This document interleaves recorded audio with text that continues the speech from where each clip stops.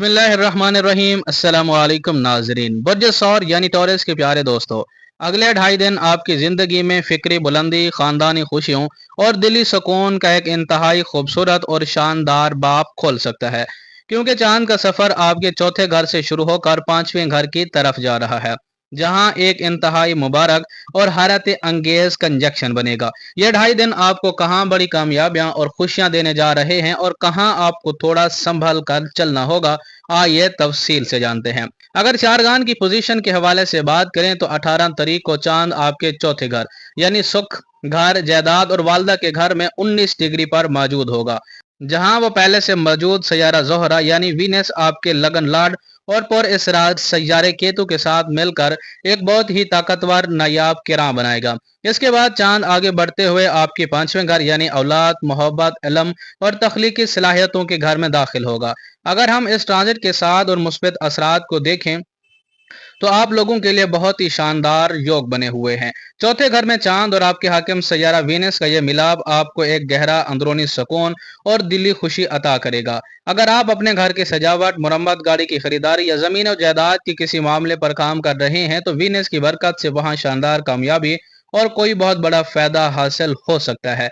जबकि केतु की यह मौजूदगी आपको खानदानी मामलात और अपने करीबी लोगों की पोशीदा सच्चाइयों को समझने की एक जबरदस्त छठी हिस्स जलाल बख्शेगी।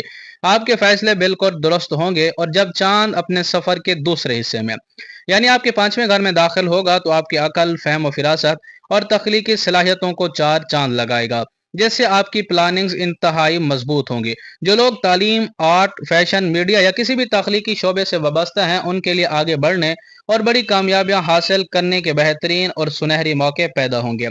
लेकिन दूसरी तरफ कुछ नहस और आर्जी मनफी असरात से भी आगाह रहना आप लोगों को जरूरी है, क्योंकि चौथे घर में केतु और चांद का मिलाप जहां इतने बड़े मादी फायदे और सुख देगा, वहीं आर्जी तौर पर आपके अंदर एक अजीब सी बेचैनी, उदासी या अपने ही घर में थोड़ी देर के लिए बेजारी और अकेलेपन का एहसास पैदा कर सकता है।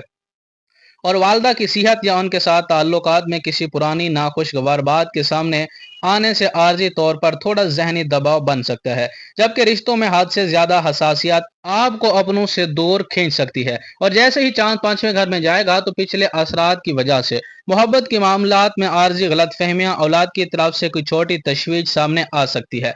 अब बात करते हैं कि इन दिनों में आपको क्या करना चाहिए और क्या नहीं करना चाहिए। तो याद रखें कि अपने घर वालों, बिलखसूस अपनी वालदा के साथ कुछ अच्छा और पुरसकून वक्त गुजारें, उनकी दुआएं लें और अपनी जहनी तख्लीकी सलाहियतों को तामीरी मंसूबे में लगाएं। जबकि दूसरे हिस्से में अपनी तमाम तर तवज्जो पेंडिंग कामों की प्लानिंग पर मरकूज करें। जबकि दूसरी तरफ केतु के असरात के तहत घर, प्रॉपर्टी या गाड़ी की खरीदो फरोख्त से मुतअल्लिका कोई भी बड़ा और आखिरी जज्बाती फैसला जल्दबाजी में ना करें। अपने घर के मामलात के जाती राज दूसरों के सामने शेयर करने से गुरेज करें। फैमिली मेंबर के साथ आर्जी मूड स्विंग्स की वजह से किसी भी किस्म की बहस में ना पड़ें। आखिर में मेरा आप लोगों के लिए एक खास मशवरा और नसीहत है। बर्जिस और के प्यारे दोस्तों, ये 2.5 दिन कायनात की तरफ से आपके अपने हाकिम सैयारा वीनस की बदौलत आपको निखारने, नवाजने के लिए आई हैं। केतु की आर्जी उदासी या जहनी उलझन को अपने ऊपर गालिब न होने दे, बल्कि ये याद रखें कि हकीकी खुशी और सुकून बाहर की चीजों में नहीं बल्कि आपके अंदर है।